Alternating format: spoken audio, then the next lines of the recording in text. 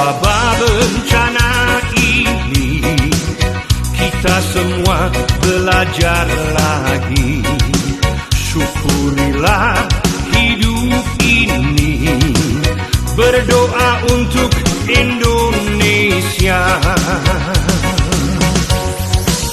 Kembalilah pada yang esa, hormati dan cinta sesama. Jaga lingkungan alam dunia, ubah pola hidup dan kerja. Ayo lawan virus corona, gotong royong sadar bersama. Jaga diri, jaga sesama, selamatkan Indonesia. Setiap orang sama berharga, tanggung jawab tugas bersama. Dengarlah anjuran pemerintah, jaga jarak, tinggal di rumah.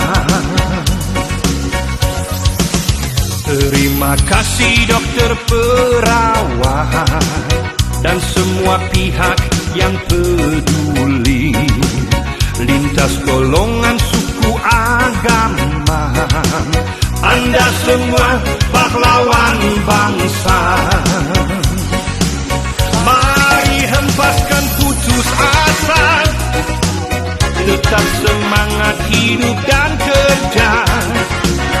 Karena bersama kita bisa pulihkan Indonesia.